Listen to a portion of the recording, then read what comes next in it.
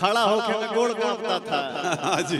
तो सासाराम के stage programme में बभनी पहाड़ी के गांव में भैया पावर स्टार पवन सिंह के दिखल बा दम। काहे से कि कहल जाता है ई कि देखा पावर स्टार पवन सिंह जब भी स्टेज प्रोग्राम करलन, चाहे उ रांची होके, चाहे उत्तर प्रदेश के लखनऊ होके, चाहे बिहार के पटना होके, तो पावर स्टार पवन सिंह के हुजूम उजी जुटेला, पावर स्टार पवन सिंह के दम उजी दिखेला। पावर स्टार पवन सिंह भैया दू जनी के नाम लेके भैया एकदम खुलासा कर दम, रेलाई कर दिल बड़न।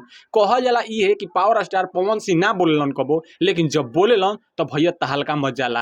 अब उ दू जनी के ह, हमारा अनुमान से इहे लागता कि अक्षरा सिंह आ एगो डिम्पल्स। काहे से कि दुइये गो ऐसन कलाकार भोजपुरी के बाड़ी कि पावर स्टार पवन सिंह के हरदम तंग करके रखले रही जाए। लेकिन पावर स्टार पवन सिंह उजी stage program, live stage program पर इहे कहतन कि हमारा कोनो फर्क पड़े वाला नहीं। पवन सिंह इहो कहतन कि भैया पटना में जौन पुष्पा 2 के ट्रेलर रिलीज भई रहे, पहले न्योता हमरे के मिल रहे। काहे से कि पावर स्टार पवन सिंह बॉलीवुड में कदम रखला से भैया साउथ इंडस्ट्री वाला कलाकार के चुभत तड़न। भैया लागत तड़न कि पावर स्टार पवन सिंह बॉलीवुड में अब कदम रख दिल, भोजपुरी इंडस्ट्री के हीरो बनल चाहत तड़न। तो भैया कहल जाला ना कि पावर स्टार पवन सिंह जी काहे ना गइलन, तो भैया इनकर स्टेज प्रोग्राम रहे ई सासाराम में बभनी पहाड़ी के गाँव में। यही के चलते पावर स्टार पवन सिंह पटना पुष्पा 2 के ट्रेलर में ना जा पैलन। तो भैया तो जना कि ये स्टेज प्रोग्राम कैसा लागल, एगो छोटा सा कमेंट करके जरूर बताइए। काहे से कि पावर स्टार पवन सिंह अपन दम सासाराम में दिखा दिल बड़न।